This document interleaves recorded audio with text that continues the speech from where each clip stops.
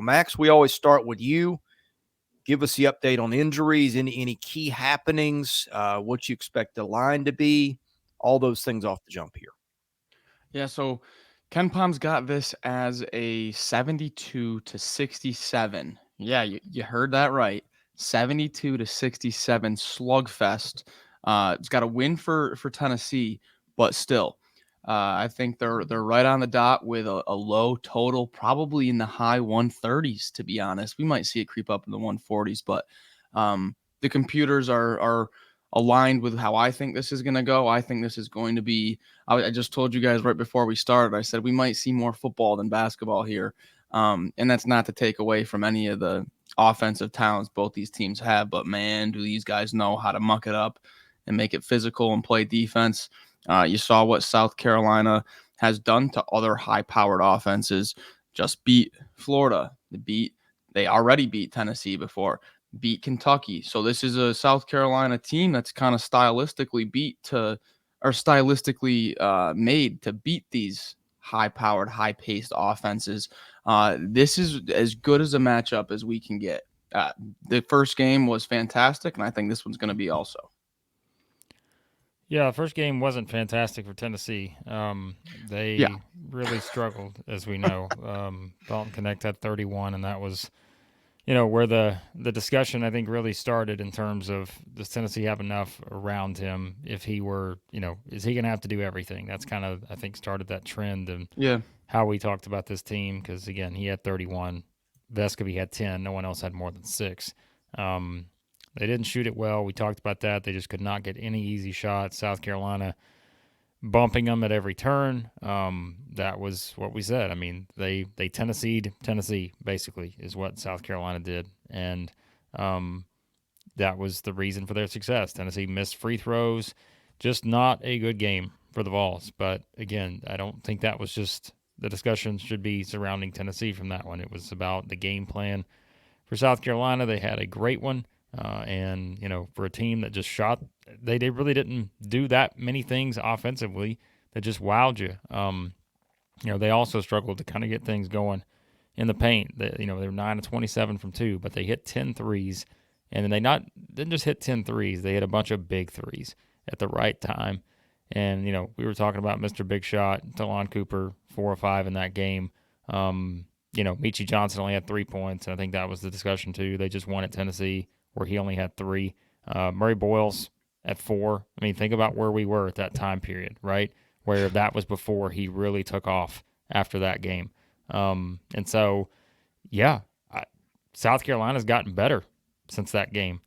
Tennessee has gotten better since that game. So that sets up for a high-stakes matchup with everything on the line for Tennessee. They win this, they're the SEC regular season champion. They'll be the number 1 seed in the SEC tournament next week.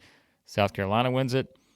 We go into Saturday, waiting to see who is your champ. So This is a really difficult one because we live in a world where we try to quantify things either with what metrics and stats tell us or what our eyes tell us.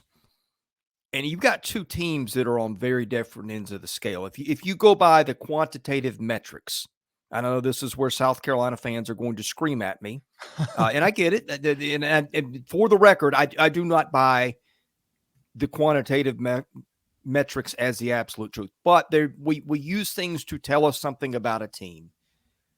The computers say Tennessee is a borderline 1 seed type team in the tournament. The computers say South Carolina is a borderline tournament team. Now, the Murray-Boyles thing's got a lot to do with it, right?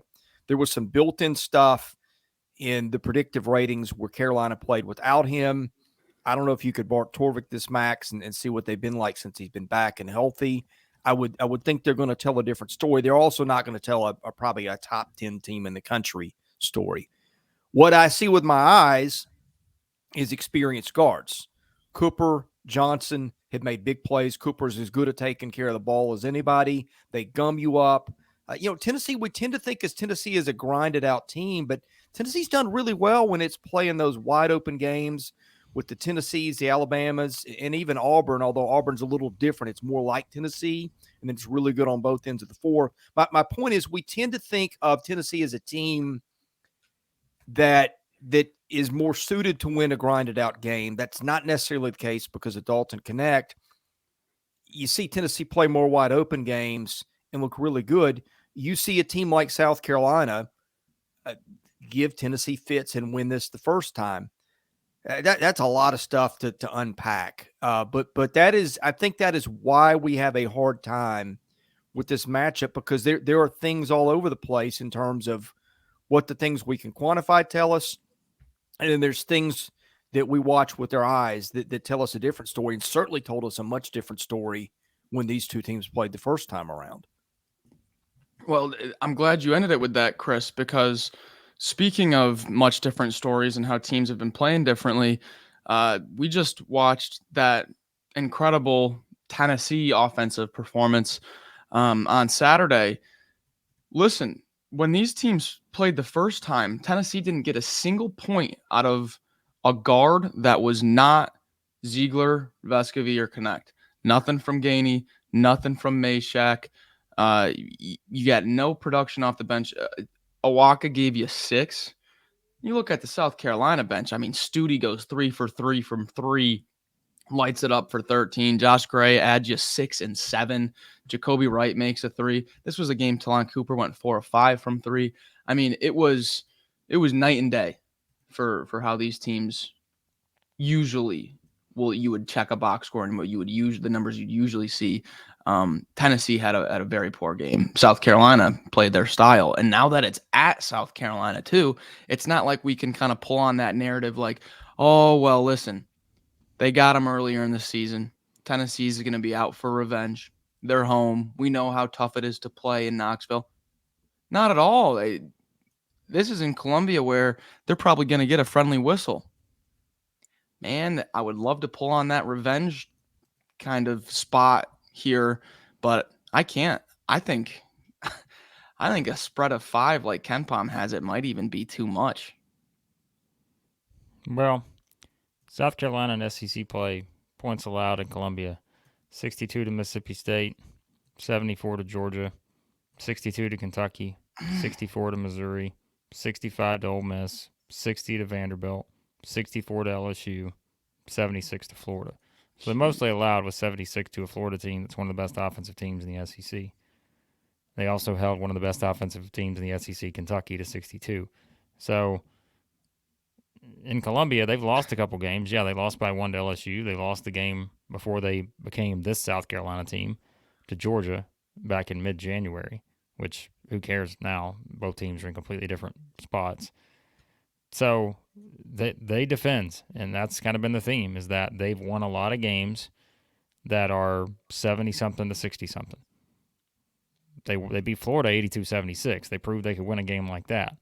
And so now it's like they've beaten Tennessee already. South Carolina's going to come in here with all the confidence in the world because still, as I've been saying, they're 24-5. People still are going to doubt them. But, I mean, I think when you think about these two teams and the setup here, I don't know how you wouldn't love this if you're South Carolina. So I feel like a lot of things are trending in their direction here. So, yeah, I'm going and looking at some stuff because I think you try to figure out what kind of game is this going to be, and then you adjust accordingly. Blake just talked about South Carolina at home. Let's look at Tennessee on the road because I feel like you're seeing different things. Last road game, Tennessee wins at 181-74. The one before that, 72-67 at Missouri. Before that, 92-63 at Arkansas. Kentucky 103-92 on February 3rd away. I'd kind of throw that one out because it's Kentucky. January 27th at Vandy, 75-62. At Georgia, January 13th, Tennessee wins that 185-79. Here's the point I'm making. Tennessee's games on the road are a lot more of your grinded out scores in the 60s, 70s, maybe even high 50s, depending on whether you're the loser or the winner. And that does that does point more towards the kind of game that South Carolina would have a better chance of winning, and that's what makes this so hard. Well, the two teams they lost to are the teams that we seem to think are most similar to South Carolina on the road. Yeah. Mississippi State and Texas A&M. So yeah, that doesn't bode well either for the Vols. No, because the three teams they've lost to in SEC play, we've kind of and I listen, South Carolina I think is much better than both of those teams, but in terms of stylistically, the physicality, all those kind of things, like those three teams are similar. Obviously, none of them are as bad shooting wise as Texas A&M, but again, South Carolina is better offensively than both those teams, I think. But there are similarities, and those are the three teams that connect together, pun intended, to beat Tennessee. So, something to it. Oh, boy, picks. This is the spot where Tennessee has looked – this kind of spot where Tennessee's played its worst basketball. I'm going to go with what the computers are saying, that Tennessee should be a small favorite in this one. Tennessee has now won 6 in a row, won them in different ways, and I think maybe Rick Barnes could learn a thing or two from the way they were played the first time and adjust. I'm going to pick Tennessee, but I'm not feeling great about it. I like it. I really think you can go any which way of this game, and you can have your reasonings why. I also think that even if KenPom has it as a 5-point game, I struggle to see Vegas giving a line out like that. I think it'll be probably like a 1-possession short favorite for Tennessee. But I'll be honest, I think I'm going to go with South Carolina here. I think the last Tennessee preview that we did, all we did was say how Tennessee loves to play a team like Alabama. We just said, we listed off game after game of reasons for and against on why when you play an up and down game, how Tennessee has just came out and steamrolled teams. It hasn't even been close. And then we've also listed off game after game and spot after spot in the away on the road for Tennessee where they've struggled against a team like this. So I'm gonna stick to what I know and what I see. This is normally all year a spot that Tennessee has really tripped up in. So they've had connect things in multiple games this year. I think it'll be probably the most challenging team to have another connection type of night with how South Carolina slows things down. I'm going to go with the home team here. You put our man in a spot. Interesting. Well, I thought this was going to be much easier because I thought I knew what both of you guys were going to do, but I did not, apparently. So, Max just said it. Tennessee's coming off of playing this game against Alabama. Huge atmosphere, game day, all this other stuff, right? It's just unbelievable. And they play a team like Alabama who is an offense-first type team. Now what do they got to do 5 days later, 4 days later, whatever? They got to go play a completely opposite style on the road, another hostile environment, and how do they adjust to that? I think that is the big, big question here, and we have said all year it's about picking your spots. This spot seems like it really is not good for Tennessee. Max just said it seems like this is a great setup for South Carolina, knowing that also what's at stake here. South Carolina wins this, they can win the SEC on Saturday. And so everything is on the line here. And what have we seen time and time again this year? Like Lamont Paris has put his guys in a position.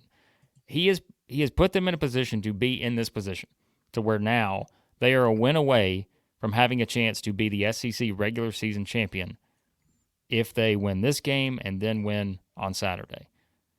And so this is everything they've been building towards this season. This is it. Everything we talked about all year long, this is the game. And I've got goosebumps. Are you sweating yet? He's already changing his shirt. I'll be sweating on Wednesday at 5.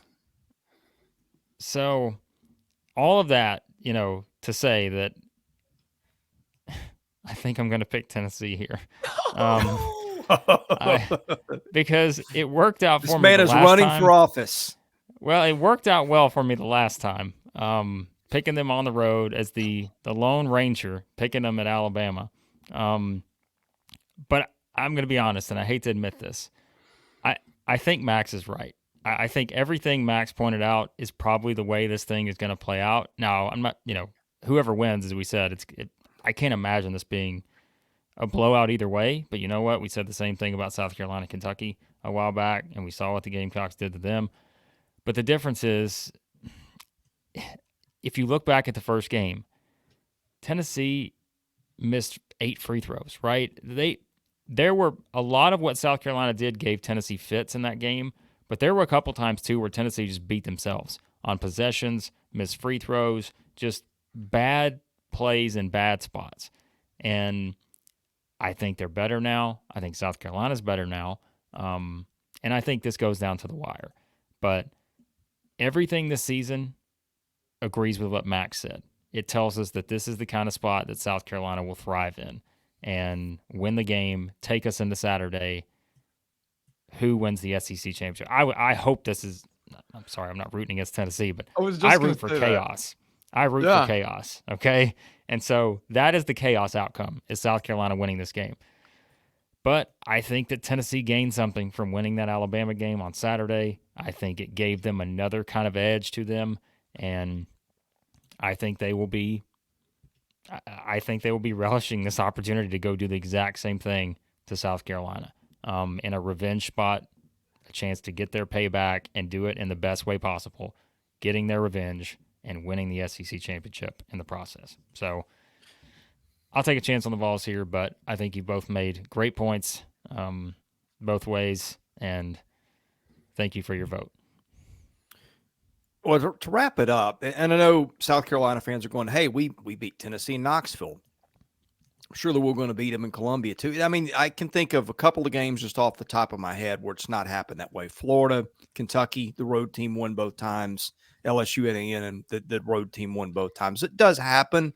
And, Blake, you mentioned something I was thinking about, the letdown spot. We have talked about that all year and how it has played out. But I think when I was thinking about this, it's a little more complicated than that, because I think if Tennessee was sitting here playing for all right, we're not going to win the league and we're going to be a 5 or 6 in the NCAA tournament, I think maybe Tennessee approaches that game a little different. Instead, it is trying to get a 1 seed in the NCAA tournament. It's trying to get a conference championship. And by the way, also, if there's any lingering doubt, if the teams look at itself in the mirror and says, hey, we're better than South Carolina, you got your reminder in Food City Center a month ago. So I just think that there's a lot of things here that, because I did think about it the way you did about the letdown spot, the styles, but I think there's some other things too that I would consider counter. I mean, and this is kind of the stupid part of the podcast, and we all do this. We try to figure out what's in a team's head and what its motivation is going to be. None of us are in the locker room. None of us know. We know human nature a little bit. We know 18 to 23-year-olds a little bit, but we never know for sure. We try to guess, and that's what we just spent 19 and a half minutes doing. There is one angle of the game, and I really wish I looked into this before, because I'm not going to have enough time to do it now, but I believe South Carolina's on spring break. Because my cousin goes there. So I'm not saying that that's anything, but if there is a little bit of a sparse crowd, I doubt there would be with how big this game is. But I'm almost 99% positive all the students aren't there. Listen, would you rather go to the beach with a bunch of co-eds, or would you rather be inside of Colonial Life Arena? You know where the biggest game in South Carolina basketball in recent history. Are you kidding me? Come on. You know where I would be. You can go see bikinis, Speedos, swimming trunks any other time of the year. Any other time of the year, you can't go see Lamont Paris coaching up his team on the sideline with a chance at winning the SEC championship. You can't go see the Tennessee Vols have an opportunity to clinch an SEC title. Come on, man. The beach is always there. I just looked it up. Father Lamont Paris not always there. It's a seasonal thing. It's a seasonal. That's also the correct answer for 2 of the 3 men in the video who happen to be married. So, and Max just loves ball. I'm So, just of married to course the he's gonna game. answer that. That's all. You're just married. Max is married to hoops. All right. Before we get ourselves in trouble with bikinis and Speedos and all that stuff, this We're not feels on like a spring good break. time to end.